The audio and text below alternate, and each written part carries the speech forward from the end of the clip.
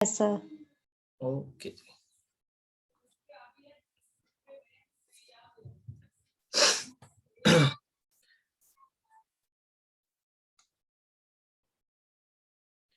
सब तो पहला तो आप एक कूलम्स लॉ बारे गल कीती सी ना, कूलम्स लॉ।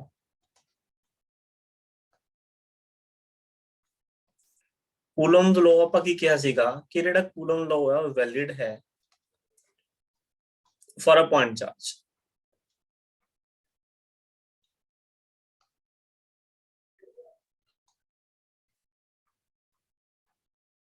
ਅਸੀਂ ਹੁਣ ਤੱਕ ਦੇ ਜਿਹੜੇ ਨਿਊਮੈਰੀਕਲ ਕੀਤੇ ਨੇ ਹਨਾ, ਤੇ ਉਹ ਸਾਰੇ ਕੀ ਹੈ ਪੁਆਇੰਟ ਚਾਰजेस ਵਾਸਤੇ ਸੀ, ਤੇ ਪੁਆਇੰਟ ਚਾਰजेस ਵਾਸਤੇ ਕੂਲਮ ਲॉ ਸਾਨੂੰ ਸਭ ਨੂੰ ਲਗਾਉਣਾ ਹੁੰਦਾ ਹੈ। ਬਟ ਬੱਚੇ ਜ਼ਰੂਰੀ ਤਾਂ ਨਹੀਂ ਨਾ ਵੀ ਹਰ ਵਾਰ ਜਿਹੜੀ ਬਾਡੀ ਹੈ ਜਿਹਦੀ ਬਾਡੀ ਤੇ ਚਾਰਜ ਆ ਉਹ ਹਮੇਸ਼ਾ ਪੁਆਇੰਟ ਚਾਰਜ ਹੀ ਹੋਊਗਾ, ਹਨਾ। ਹੋ ਸਕਦਾ ਉਹ ਕੋਈ ਉਸ ਬਾਡੀ ਦੇ ਡਾਈਮੈਂਸ਼ਨਸ ਹੋਣ, ਹੋ ਸਕਦਾ ਬਾਡੀ ਉਹ ਕੀ ਹੈ ਲਾਰਜ ਸਾਈਜ਼ ਦੀ ਹੋਵੇ, ਹਨਾ। ਤਾਂ ਕੂਲਮਸ ਲॉ ਨੂੰ ਅਸੀਂ ਕਿਸ ਤਰੀਕੇ ਨਾਲ ਯੂਟਿਲਾਈਜ਼ ਕਿਸ ਤਰੀਕੇ ਨਾਲ ਉਹਨੂੰ ਅਸੀਂ ਯੂਜ਼ ਕਰਾਂਗੇ, ਠੀਕ ਹੈ। ਉਹਦਾ ਸਾਡੇ ਕੋਲ ਕੀ ਮੈਥਡ ਹੈ, ਅਸੀਂ ਅੱਜ ਉਹ ਮੈਥਡ ਸਿੱਖਣਾ ਹੈ, ਠੀਕ ਹੈ। ਕਿਉਂਕਿ ਜਿਹੜੇ ਅਗਲੀਆਂ ਜਿਹੜੀ 1B ਪੜਾਂਗੇ ਆਪਾਂ ਇਲੈਕਟ੍ਰਿਕ ਫੀਲਡ ਪੜਾਂਗੇ, ਉਹਦੇ ਵਿੱਚ ਆਪਾਂ ਡੈਰੀਵੇਸ਼ਨਸ ਕਰਨੀਆਂ ਨੇ, ਹਨਾ। ਉਹ ਡੈਰੀਵੇਸ਼ਨਸ ਦੇ ਵਿੱਚ ਕੂਲਮਸ ਲॉ ਵੀ ਯੂਜ਼ ਹੋਊਗਾ, ਠੀਕ ਹੈ। ਬਟ ਉੱਥੇ ਬਾਡੀਜ਼ ਨੇ ਜਿਹੜੀਆਂ ਉਹ ਪੁਆਇੰਟ ਸਾਈਜ਼ ਨਹੀਂ ਹੋਣਗੀਆਂ, ਠੀਕ ਹੈ।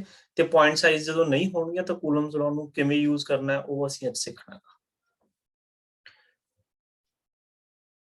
ਤਾਂ ਇੱਕ ਟਰਮ ਹੁੰਦੀ ਹੈ ਬੱਚੇ, that is called linear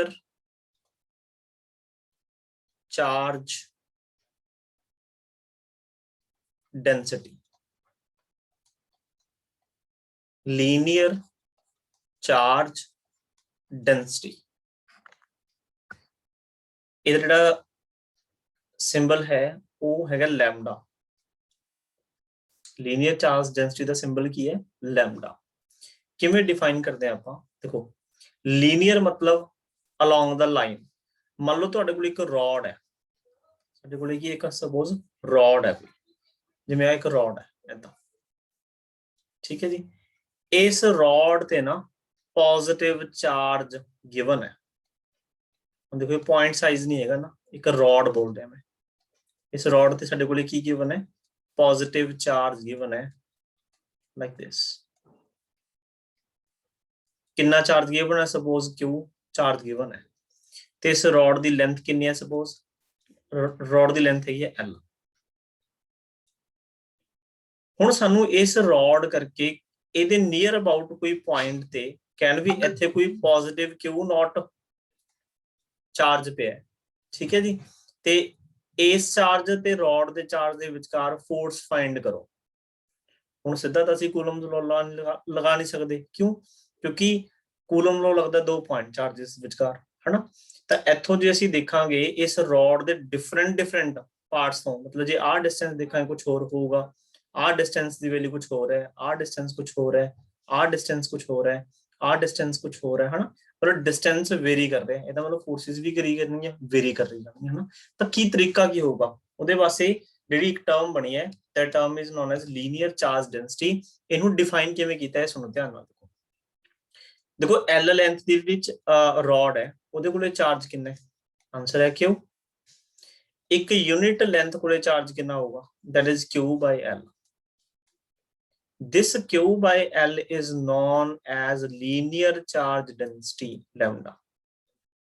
ਕਿ ਇੱਕ ਯੂਨਿਟ ਲੈਂਥ ਰੋਡ ਹੋ ਜਾਏ ਚਾਹੇ ਇੱਕ ਯੂਨਿਟ ਲੈਂਥ ਵਾਇਰ ਹੈ, ਉਹਦੇ ਕੋਲੇ ਕਿੰਨਾ ਚਾਰਜ ਐਗਜ਼ਿਸਟ ਕਰ ਰਿਹਾ ਹੈ, that is called linear charge density, ਠੀਕ ਹੈ ਜੀ। ਹੁਣ ਇਹਦੇ ਵਿੱਚ ਅਸੀਂ ਕੀ ਕਰਾਂਗੇ, ਜੇ ਮੈਂ ਦੇਖੋ L ਲੈਂਥ ਦੇ ਵਿੱਚ Q ਚਾਰਜ ਹੈ ਤਾਂ ਮੈਂ ਕਹਿ ਸਕਦਾ ਵੀ ਕੋਈ DL, ਜਿਹਦੇ ਵਿੱਚ ਬਹੁਤ ਛੋਟਾ ਜਿਹਾ ਪਾਰਟ ਮੈਂ ਕੱਟ ਲਾਂ, ਬਹੁਤ ਛੋਟਾ ਜਿਹਾ ਸਮਾਲ, ਵੈਰੀ ਸਮਾਲ, ਉਹਨੂੰ ਅਸੀਂ ਕੀ ਬੋਲਾਂਗੇ, DL ਪਾਰਟ।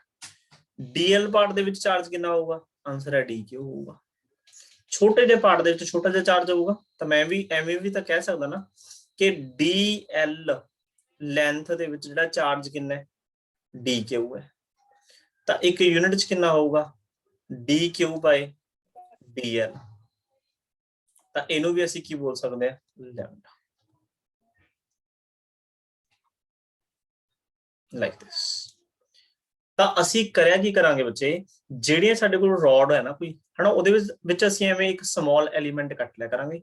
ਇਸ ਸਮਾਲ ਐਲੀਮੈਂਟ ਤੋਂ ਅਸੀਂ ਇਸ ਤੱਕ ਦਾ ਜਿਹੜਾ ਚਾਰਜ ਤੱਕ ਦਾ ਜਿਹੜਾ ਡਿਸਟੈਂਸ ਹੈ, ਸਪੋਜ਼ ਕੋਈ ਉਹ r ਹੈ, ਠੀਕ ਹੈ ਜੀ। ਇਹਦੇ ਕਰਕੇ ਨਾ ਅਸੀਂ ਸਮਾਲ ਫੋਰਸ ਕੈਲਕੂਲੇਟ ਕਰ ਲਿਆ ਕਰਾਂਗੇ। ਦੇਖੋ ਸਮਾਲ ਚਾਰਜ ਕਰਕੇ ਤਾਂ ਸਮਾਲ ਫੋਰਸ ਹੀ ਆਊਗੀ।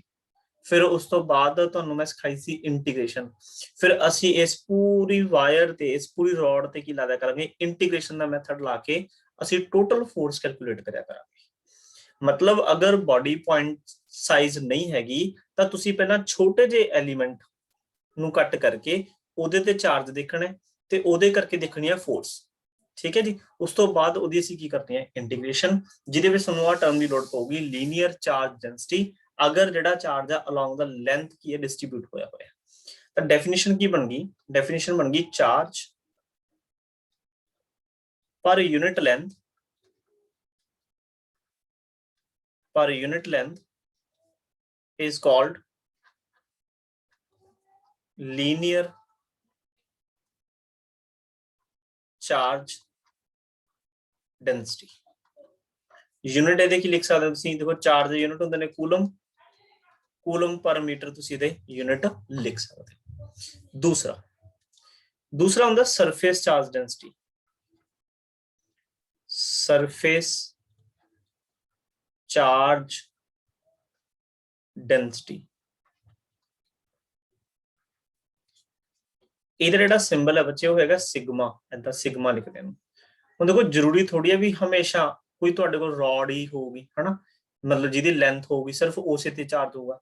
ਤੁਹਾਡੇ ਕੋਲੇ ਕੋਈ ਐਂ ਵੀ ਹੋ ਸਕਦਾ ਵੀ ਤੁਹਾਡੇ ਕੋਲੇ ਇੱਕ, ਤੁਹਾਨੂੰ ਕਹਿ ਦੇਣ ਤੁਹਾਡੇ ਕੋਲੇ ਇੱਕ ਸਕੇਅਰ ਹੈ ਲਾਈਕ ਦਿਸ, ਏਦਾਂ ਹਨਾ, ਐਵੇਂ ਵੀ ਤਾਂ ਕਹਿ ਸਕਦੇ ਵੀ ਇਸ ਸਕੇਅਰ ਤੇ ਕੀ ਹੈ ਜੀ, ਇਸ ਸਕੇਅਰ ਤੇ ਪੋਜ਼ਿਟਿਵ ਚਾਰਜ ਫੈਲਿਆ ਹੋਇਆ ਇਹਦੇ ਸਰਫੇਸ ਤੇ, ਆਪਾਂ ਨੂੰ ਇਹ ਗੱਲ ਕਹਿ ਸਕਦੇ ਆ ਨਾ। ਤਾਂ ਜਦੋਂ ਸਰਫੇਸ ਤੇ ਚਾਰਜ ਫੈਲਿਆ ਹੋਵੇ ਕਿਸੇ ਬੋਡੀ ਤੇ, ਤਾਂ ਉਦੋਂ ਜਿਹੜੀ ਟਰਮ ਯੂਜ਼ ਹੁੰਦੀ ਹੈ that is known as surface charge density। ਮੰਨ ਲਓ ਇਹ ਚਾਰਜ ਕਿੰਨਾ ਹੈ, ਉਹ ਵੀ Q ਚਾਰਜ ਹੈ। ਤਾਂ ਮੈਂ ਕਹਿ ਸਕਦਾ ਵੀ ਸਪੋਜ਼ S ਇਹਦਾ ਸਰਫੇਸ ਏਰੀਆ, ਠੀਕ ਹੈ। S ਸਰਫੇਸ ਏਰੀਆ ਦੇ ਵਿੱਚ ਚਾਰਜ ਕਿੰਨਾ ਹੈ, ਆਨਸਰ ਹੈ Q ਹੈ। ਅੱਛਾ ਇੱਕ ਯੂਨਿਟ ਚ ਕਿੰਨਾ ਹੋਊਗਾ, that is Q by S। this Q by S is called surface charge density। छोटे छोटे सिंपल, बिल्कुल सिंपल डेफिनेशन, ठीक है जी। ਜਾਂ ਤੁਸੀਂ ਇਹਨੂੰ ਇਹ ਕਹਿ ਸਕਦੇ ਹੋ ਕਿ ਇਹਦੇ ਵਿੱਚ ਇੱਕ ਛੋਟਾ ਜਿਹਾ ਪਾਰਟ ਕੱਟ ਲਓ, ਠੀਕ ਹੈ। ਇਸ ਛੋਟੇ ਜਿਹੇ ਪਾਰਟ ਦੇ ਵਿੱਚ ਚਾਰਜ ਕਿੰਨਾ ਹੋਊਗਾ, dq। ਤਾਂ ਮੈਂ ਕਹਿ ਸਕਦਾ ਕਿ ਸਮਾਲ ds ਸਰਫੇਸ ਦੇ ਵਿੱਚ ਚਾਰਜ ਕਿੰਨਾ ਹੈ, ਆਨਸਰ ਹੈ ਸਮਾਲ dq ਚਾਰਜ ਹੈ। ਇੱਕ ਯੂਨਿਟ ਚ ਕਿੰਨਾ ਹੈ, that is dq by ds ਹੈ। ਇਹਨੂੰ ਵੀ ਅਸੀਂ ਕੀ ਲਿਖ ਸਕਦੇ ਹਾਂ, ਇਹਨੂੰ ਵੀ ਅਸੀਂ ਸਿਗਮਾ ਲਿਖ ਸਕਦੇ ਹਾਂ, like this। डेफिनेशन की बन गई, charge per unit surface area is called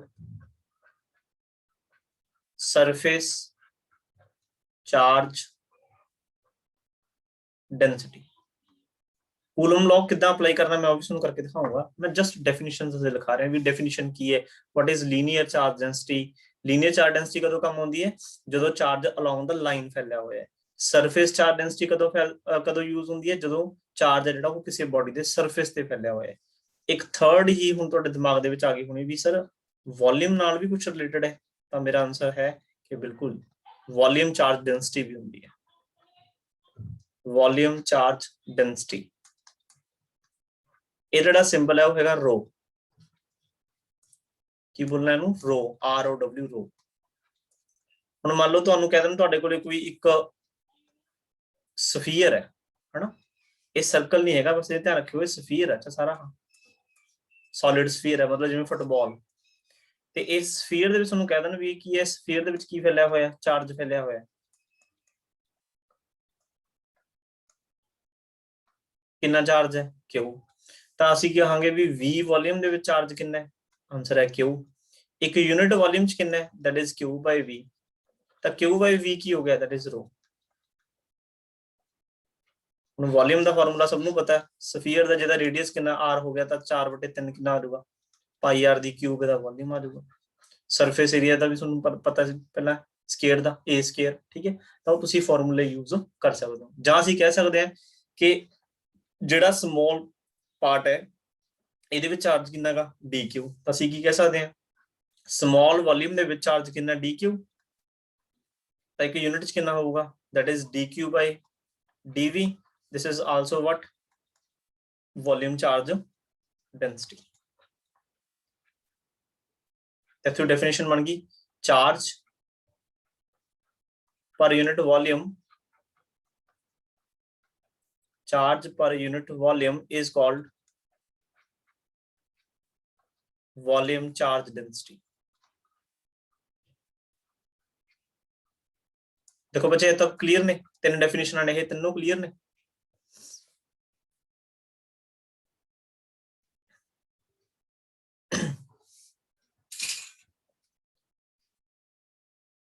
हाँ जी स्टूडेंट्स बोलो जी, क्लियर ने तीनों डेफिनेशंस? Yes sir. हाँ जी सर। ठीक है जी, एक तो होगी लीनियर, जे चार्ज लेंथ के अलोंग फैलिया हुआ है तो लीनियर चार्ज डेंसिटी, जे सरफेस के अलोंग है तो सरफेस चार्ज डेंसिटी यूज करनी है, जे वॉल्यूम ਦੇ ਵਿੱਚ ਫੈਲਿਆ ਹੋਇਆ ਤਾਂ ਵੋਲਿਊਮ ਚਾਰਜ ਡੈਂਸਿਟੀ। ਇਹ ਸਾਨੂੰ ਗਿਵਨ ਕਰਿਆ ਕਰਨਗੇ ਵੀ ਜਿਹੜੀ ਤੁਹਾਡੇ ਕੋਲੇ ਬਾਡੀ ਹੈ ਉਹਦੇ ਸਰਫੇਸ ਤੇ ਚਾਰਜ ਹੈ ਜਾਂ ਉਹਦੇ ਵੋਲਿਊਮ ਦੇ ਵਿੱਚ ਚਾਰਜ ਹੈ ਜਾਂ ਚਾਰਜ ਅਲੋਂਗ ਦਾ ਲੈਂਥ ਹੈ, ਇਹ ਆਪਾਂ ਨੂੰ ਗਿਵਨ ਹੋਇਆ ਕਰੂਗਾ। ਆ ਦੇਖੋ ਜਿਵੇਂ ਆਪਾਂ ਲੀਨੀਅਰ ਚਾਰਜ ਡੈਂਸਿਟੀ ਨੂੰ ਕੂਲਮਸ ਲਾਅ ਕਿਵੇਂ ਤੁਸੀਂ ਇਹਦੇ ਵਿੱਚ ਯੂਜ਼ ਕਰੋਗੇ, ਜਿਵੇਂ ਆਪਾਂ ਇੱਕ ਰੋਡ ਬਣਾ ਲਾਂਗੇ ਵੀ ਇਹ ਇੱਕ ਰੋਡ ਹੈ, ਠੀਕ ਹੈ ਜੀ, ਤੇ ਇਸ ਰੋਡ ਦੀ ਜਿਹੜੀ ਲੈਂਥ ਹੈ ਉਹ ਹੈਗੀ L, ਤੇ ਇਸ ਰੋਡ ਤੇ ਕੀ ਹੈ ਪੋਜ਼ਿਟਿਵ ਚਾਰਜ ਹੈ।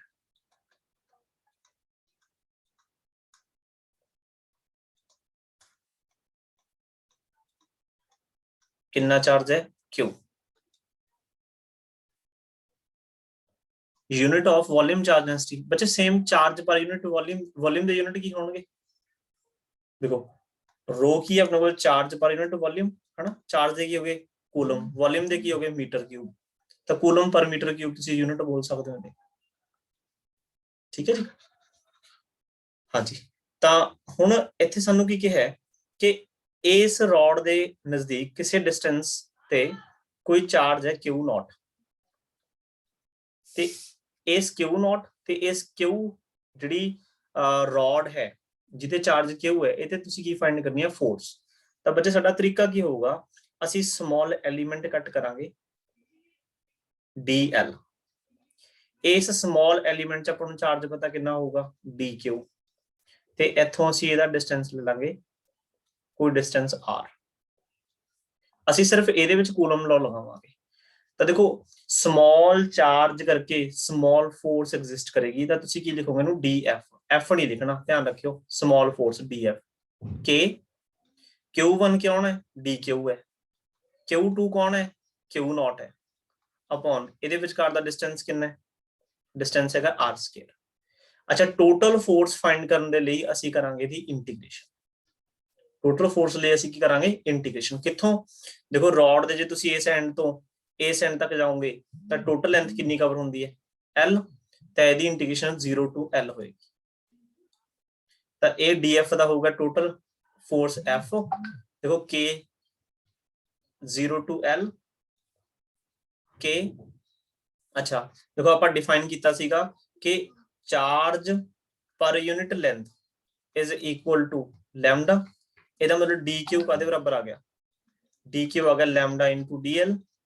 ਇਸ DQ ਦੀ ਵੈਲਿਊ ਤੁਸੀਂ ਇੱਥੇ ਪੁੱਟ ਕਰ ਦਿਓ ਇਕੁਏਸ਼ਨ ਨੰਬਰ 1 ਚ, ਤੇ ਇਹ ਬਣ ਗਿਆ ਲੈਮਡਾ ਇਨਟੂ DL ਇਨਟੂ ਕੀ ਹੋ ਗਿਆ Q नॉट बाई ਕੀ ਹੋ ਗਿਆ R ਸਕੁਅਰ। ਤਾਂ F इज इक्वल टू देखो इंटीग्रेशन जो कांस्टेंट टर्म बाहर आ जाएंगे, K बाहर आ जाऊगा, लैम्डा भी कांस्टेंट है क्योंकि एक unit length they which charge जिहड़ा की कांस्टेंट लेंथ है, Q नॉट भी बाहर आ जाऊगा, अंदर की रह जाऊगा 0 to L DL बाई की रह जाएंगे R ਸਕੁਅਰ। R ਸਕੁਅਰ ਵੀ ਵੈਸੇ ਤੁਸੀਂ ਬਾਹਰ ਕੱਢ ਸਕਦੇ ਹੋ, ਬਟ ਹਜੇ ਮੈਂ ਇਹਨੂੰ ਬਾਹਰ ਕੱਢ ਕੇ ਤਾਂ ਦਿਖਾ ਰਿਹਾ ਕਿਉਂਕਿ ਜਦੋਂ ਅਸੀਂ ਡੈਰੀਵੇਸ਼ਨ ਕਰਾਂਗੇ ਨਾ ਪ੍ਰੋਪਰ ਉੱਥੇ ਤੁਹਾਨੂੰ ਹੋਰ ਗੱਲਾਂ ਕਲੀਅਰ ਹੋਣਗੀਆਂ। ਤਾਂ ਇਸ ਤਰੀਕੇ ਦੇ ਨਾਲ ਫਿਰ ਇਹ ਕੂਲਮ ਲਾਅ ਅਪਲਾਈ ਹੁੰਦਾ ਹੈ। ਕੀ ਕੀਤਾ ਅਸੀਂ ਪਹਿਲਾਂ ਸਮਾਲ ਫੋਰਸ ਵਾਸਤੇ ਫਾਰਮੂਲਾ ਲਗਾਇਆ, ਠੀਕ ਹੈ, ਸਮਾਲ ਫੋਰਸ ਵਾਸਤੇ ਫਾਰਮੂਲਾ ਕਿਵੇਂ ਲਾਇਆ ਸੀ, ਸਮਾਲ ਚਾਰਜ ਕੰਸੀਡਰ ਕੀਤਾ, ਠੀਕ ਹੈ, ਤੇ ਉਹ ਸਮਾਲ ਚਾਰਜ ਤੇ ਜਿਹੜੇ ਚਾਰਜ ਤੇ ਅਸੀਂ ਫਾਈਂਡ ਕਰਨੀ ਹੈ ਫੋਰਸ ਉਹਨਾਂ ਦੋਨਾਂ ਤੇ ਕੀ ਹੈ ਕੂਲਮ ਲਾਅ ਲਗਾਤਾ, ਫਿਰ ਉਹਦੀ ਅਸੀਂ ਕੀ ਕਰਤੀ ਇੰਟੀਗ੍ਰੇਸ਼ਨ। ਤਾਂ ਇਸ ਤਰੀਕੇ ਨਾਲ ਤੁਸੀਂ ਕਿਸੇ ਬਾਡੀ ਤੇ ਜਿਹੜੀ ਕੀ ਹੈ ਕੂਲਮ ਲਾਅ ਨੂੰ ਅਪਲਾਈ ਕਰ ਸਕਦੇ ਹੋ। ਠੀਕ ਹੈ, ਸੈਕਿੰਡ ਮੈਂ ਇੱਕ ਐਗਜ਼ਾਮਪਲ ਦੇ ਰਿਹਾ ਜਿਹਨੂੰ ਜਿਵੇਂ ਤੁਹਾਡੇ ਕੋਲੇ ਸਕੇਅਰ ਦੂਸਰਾ ਸੀ ਪੜਿਆ ਸੀਗਾ ਸਰਫੇਸ ਚਾਰਜ ਡੈਂਸਿਟੀ, ਇਹਨੂੰ ਜੇ ਤੁਸੀਂ ਡੈਰੀਵੇਸ਼ਨ ਚ ਯੂਜ਼ ਕਰਾਂਗੇ ਨਾ ਫਿਰ ਉੱਥੇ ਹੋਰ ਵੀ ਬਹੁਤ ਅੱਛੇ ਤਰੀਕੇ ਨਾਲ ਇਹ ਗੱਲਾਂ ਕਲੀਅਰ ਹੋਣਗੀਆਂ। ਜੇ ਮੰਨ ਲਓ ਇਦਾਂ ਚਾਰਜ ਫੈਲਿਆ ਹੋਇਆ ਸਰਫੇਸ ਤੇ ਤਾਂ ਜਸਟ ਇੰਟਰੋਡਕਸ਼ਨ ਹੀ ਹੈ ਬਸ ਇੱਥੇ ਤੇ ਇੱਥੇ ਤੁਹਾਨੂੰ ਕਹਤਾ ਕੋਈ ਵੀ ਪੋਜ਼ਿਟਿਵ ਕਿਊ ਨੋਟ ਕੋਈ ਚਾਰਜ ਪਿਆ, ਠੀਕ ਹੈ, ਇਸ ਬਾਡੀ ਤੇ ਚਾਰਜ ਹੈਗਾ ਕਿਊ, ਤਾਂ ਇਹਨਾਂ ਦੋਨਾਂ ਦੇ ਵਿਚਕਾਰ ਕੀ ਫਾਈਂਡ ਕਰੋ, ਫੋਰਸ ਫਾਈਂਡ ਕਰੋ। ਹੁਣ ਉਹੀ ਗੱਲ ਹੈ, ਦੇਖੋ ਸਾਰੇ ਸਰਫੇਸ ਤੇ ਚਾਰਜ ਫੈਲਿਆ ਹੋਇਆ ਹਨਾ, ਤੇ ਅਸੀਂ ਕੀ ਕਰਾਂਗੇ ਪਹਿਲਾਂ ਇੱਕ ਸਮਾਲ ਐਲੀਮੈਂਟ ਕੱਟ ਲਾਂਗੇ, ਸਰਫੇਸ ਐਲੀਮੈਂਟ, ਇੱਥੇ ਲੈਂਥ ਦਾ ਐਲੀਮੈਂਟ ਨਹੀਂ ਕੱਟਾਂਗੇ, ਇੱਥੇ ਕੀ ਹੈ ਸਰਫੇਸ ਦਾ, ਮਤਲਬ ਕਿਹੜਾ ਐਲੀਮੈਂਟ ਕੱਟਾਂਗੇ ds, ਤੇ ਉਸ ds ਚਾਰਜ ਕਿੰਨਾ ਹੈ dq, ਤੇ ਇੱਥੋਂ ਇਹਦਾ ਡਿਸਟੈਂਸ ਆਪਾਂ ਦੇਖ ਲਾਂਗੇ ਕੋਈ ਸਪੋਜ਼ r, ਠੀਕ ਹੈ। ਤਾਂ ਤੁਹਾਨੂੰ ਪਤਾ ਵੀ charge per unit surface area is equal to ਕੀ ਹੁੰਦਾ sigma, that is surface charge density, ਤੇ dq ਕਾਦੇ ਬਰਾਬਰ ਆਊਗਾ, that is sigma into ds। ਤਾਂ ਬਸ ਸਮਾਲ ਅਮਾਉਂਟ ਆਫ ਫੋਰਸ ਕਾਦੇ ਬਰਾਬਰ ਹੋਊਗੀ k, ਪਹਿਲਾ ਚਾਰਜ ਕੌਣ ਹੈ dq ਹੈ, ਦੂਸਰਾ ਕੌਣ ਹੈ q ਨੋਟ ਹੈ, ਅਪੋਨ ਇਹਦੇ ਵਿਚਕਾਰ ਦਾ ਡਿਸਟੈਂਸ ਕਿੰਨਾ ਹੈ r ਸਕੁਅਰ, ਦੋਨਾਂ ਦੀ ਕਰ ਦੋ ਇੰਟੀਗ੍ਰੇਸ਼ਨ, 0 ਟੂ ਸਰਫੇਸ ਏਰੀਆ ਹੈ ਦੀ s ਤੱਕ ਦੀ ਇੰਟੀਗ੍ਰੇਸ਼ਨ ਹੋ ਜਿੰਨਾ ਟੋਟਲ ਸਰਫੇਸ ਏਰੀਆ ਹੋਇਆ, ਤਾਂ df ਦਾ ਆ ਗਿਆ ਜੀ f ਆ ਗਿਆ 0 ਟੂ s, ਅੱਛਾ k dq ਦੀ ਵੈਲਿਊ ਕਿੰਨੀ ਹੈ ਸਿਗਮਾ ਇਨਟੂ ਹੈਗੀ ਹੈ ds ਇਨਟੂ ਕੀ ਹੋ ਗਿਆ q ਨੋਟ ਬਾਈ ਕੀ ਹੈ r ਸਕੁਅਰ। ਇਹ ਇੰਟੀਗ੍ਰੇਸ਼ਨ ਅਸੀਂ ਸੋਲਵ ਕਰ ਲਿਆ ਕਰਾਂਗੇ, ਸਾਡੇ ਕੋਲੇ ਇਸ ਪੂਰੇ ਸਕੁਅਰ ਕਰਕੇ ਜਿਹੜਾ ਇਸ ਪੂਰੇ ਸਕੁਅਰ ਕਰਕੇ ਤੇ ਇਸ ਪੁਆਇੰਟ q ਨੋਟ ਚਾਰਜ ਦੇ ਵਿਚਕਾਰ ਟੋਟਲ ਫੋਰਸ ਅਸੀਂ ਫਾਈਂਡ ਆਊਟ ਕਰ ਲਾਂਗੇ, ਠੀਕ ਹੈ। ਤਾਂ ਇਸ ਤਰੀਕੇ ਨਾਲ ਇੰਟੀਗ੍ਰੇਸ਼ਨ ਯੂਜ਼ ਹੁੰਦੀ ਹੈ। ਇੰਟੀਗ੍ਰੇਸ਼ਨ ਦਾ ਮਤਲਬ ਤੁਹਾਨੂੰ ਯਾਦ ਹੋਊਗਾ ਮੈਂ ਦੱਸਿਆ ਸੀ ਜੋੜਨਾ, ਦੇਖੋ ਅਸੀਂ ਪਹਿਲਾਂ ਛੋਟੇ ਜਿਹੇ ਚਾਰਜ ਕਰਕੇ ਫੋਰਸ ਦੇਖ ਲਈ, ਉਸ ਤੋਂ ਬਾਅਦ ਉਹ ਸਾਰੀਆਂ ਫੋਰਸਿਸ ਨੂੰ ਅਸੀਂ ਕੀ ਕਰਤਾ ਐਡ ਕਰਤਾ, ਇਹ ਇੰਟੀਗ੍ਰੇਸ਼ਨ ਹੈ। ਥਰਡ ਆਪਣਾ ਐਗਜ਼ਾਮਪਲ ਹੀ ਸੀ ਵੋਲਿਊਮ ਵਾਲੀ, ਉਹ ਵੀ ਦੇਖ ਲਓ। ਮੰਨ ਲਓ ਤੁਹਾਡੇ ਕੋਲੇ ਕੋਈ ਐਵੇਂ ਇੱਕ ਸਫੀਅਰ ਹੈ ਹਨਾ, ਉਹਦੇ ਵਿੱਚ ਤੁਸੀਂ ਕੀ ਹੈ ਪੋਜ਼ਿਟਿਵ ਚਾਰਜ ਰੱਖਿਆ ਹੋਇਆ,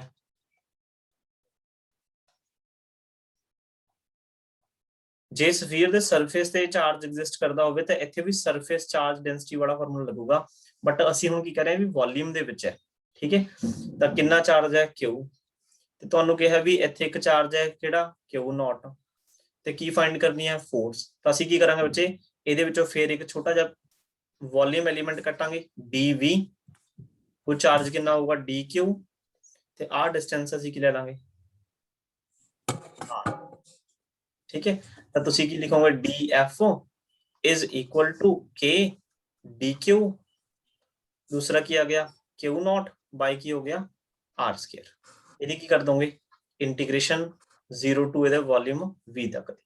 ਤਾਂ ਉਹਦੇ ਲਈ ਤੁਸੀਂ ਪੜਿਆਗਾ ਵੀ ਚਾਰਜ ਪਰ ਯੂਨਿਟ ਵੋਲਿਊਮ ਕੀ ਹੁੰਦਾ ਹੈ ਰੋ ਹੁੰਦਾ ਹੈ ਹਨਾ, ਤਾਂ ਇਥੋਂ dq ਤੁਸੀਂ ਫਾਈਂਡ ਕਰਕੇ ਲਿਖ ਸਕਦੇ ਹੋ ਰੋ ਇਨਟੂ dv, ਤਾਂ ਇਹ ਬਣ ਜਾ ਤੁਹਾਡੇ ਕੋਲ f 0 to v the integration ਹੋ ਗਈ, k dq ਦੀ ਜਗ੍ਹਾ ਤੇ ਆ ਗਿਆ ਰੋ ਇਨਟੂ dv ਇਨਟੂ ਕੀ ਹੋ ਗਿਆ q ਨੋਟ ਬਾਈ ਕੀ ਹੋ ਗਿਆ r ਸਕੁਅਰ।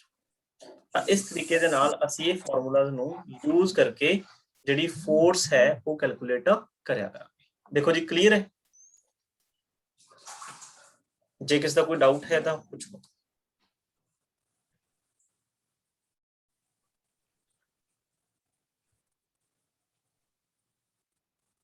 ਕਲੀਅਰ ਹੈ ਸਭ ਨੂੰ ਇਹ?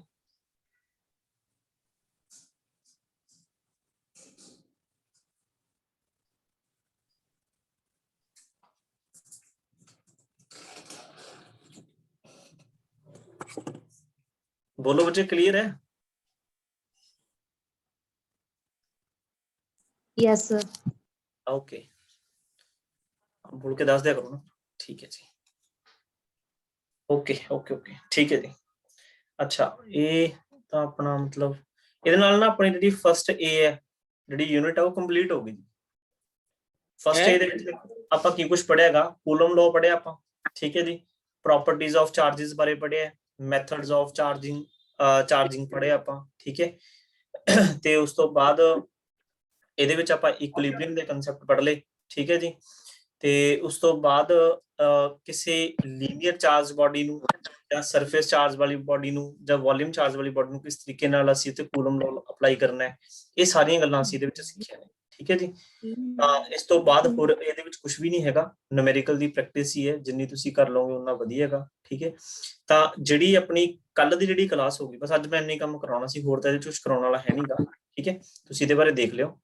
ਜਿਹੜੀ ਕੱਲ ਦੀ ਆਪਣੀ ਜਿਹੜੀ ਕਲਾਸ ਹੋਗੀ ਉਹ ਸਭ ਤੋਂ ਜ਼ਿਆਦਾ ਇੰਪੋਰਟੈਂਟ ਹੋਗੀ, ਕਿਉਂਕਿ ਉਹਦੇ ਵਿੱਚ ਅਸੀਂ ਨਵਾਂ ਟੌਪਿਕ ਸਟਾਰਟ ਕਰਾਂਗੇ, that is non as electric field. ਇਹ ਟੌਪਿਕ ਬੜਾ ਧਿਆਨ ਨਾਲ ਸਮਝਣ ਵਾਲਾ ਜੀ, ਠੀਕ ਹੈ। ਤਾਂ ਕੱਲ ਵਾਲੀ ਕਲਾਸ ਕੋਈ ਵੀ ਸਟੂਡੈਂਟ ਮਿਸ ਨਾ ਕਰੇ, ਠੀਕ ਹੈ। ਤੇ ਬਾਕੀ ਨੂਮੈਰੀਕਲ ਵਗੈਰਾ ਹੋ ਗਏ, ਕਿਤੇ ਟਰਾਈ ਤੁਸੀਂ? ਲਾਈ ਜਾਂਦੀ ਵਿੱਚ ਹੀ ਹੈ।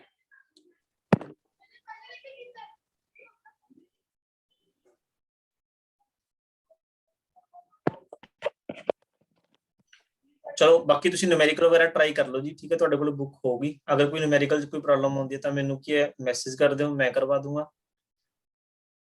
ਟਾਈਮਿੰਗ ਇਹੀ ਲਾਵਾਂਗਾ ਬੱਚੇ, ਸੇਮ ਟਾਈਮ ਹੀ ਹੋਇਆ ਕਰੂਗੀ, 5:15 ਤੋਂ 6:15। Same time. ਹਾਂਜੀ ਹਾਂਜੀ ਹਾਂਜੀ, ਠੀਕ ਹੈ। ਇਹਦਾ ਅੱਜ ਥੋੜਾ ਜਿਹਾ ਕੰਮ ਕਰਾਉਣਾ ਸੀ ਬਸ, ਮੈਂ ਤਾਂ ਹੀ ਅੱਜ ਕਲਾਸ ਲਾਈ ਸੀਗੀ, ਮੈਂ ਚੱਲ ਲਾ ਲੈਂਦੇ ਆ। ਕੱਲ ਨੂੰ ਆਪਣੀ ਮੇਨ ਕਲਾਸ ਲੱਗੂਗੀ ਇਲੈਕਟ੍ਰਿਕ, ਠੀਕ ਹੈ ਜੀ। ਬਾਕੀ ਤੁਸੀਂ ਨੂਮੈਰੀਕਲ ਕਰ ਲਓ, ਠੀਕ ਹੈ। ਅਗਰ ਕੋਈ ਨੂਮੈਰੀਕਲ 'ਚ ਪ੍ਰੋਬਲਮ ਆਉਂਦੀ ਹੈ ਤਾਂ ਤੁਸੀਂ ਮੈਨੂੰ ਕੀ ਦੱਸ ਦਿਓ, ਠੀਕ ਹੈ ਜੀ। ਬਸ ਅੱਜ ਲਈ ਇੰਨੀ ਕਰਾਂਗਾ, ਥੈਂਕ ਯੂ। ਲਿੰਕ ਵੀ ਸੈਂਡ ਕਰ ਦਿਓ ਤਾਂ। ਹਾਂਜੀ ਰਿਕਾਰਡਿੰਗ ਸੈਂਡ ਕਰ ਦਿਓ ਸਰ, ਐਂ ਕਹਿ ਰਹੀ ਹੈ। ਹਾਂਜੀ ਹਾਂਜੀ ਕਰ ਦੂੰਗਾ, ਰਿਕਾਰਡਿੰਗ ਸੈਂਡ ਕਰ ਦੂੰਗਾ, ਕੋਈ ਗੱਲ ਨਹੀਂ। ਹਾਂਜੀ ਓਕੇ ਜੀ, ਓਕੇ, ਠੀਕ ਹੈ ਜੀ, ਥੈਂਕ ਯੂ, ਟੇਕ ਚਲੋ ਕੇਅਰ। ਜੀ, ਠੀਕ ਹੈ।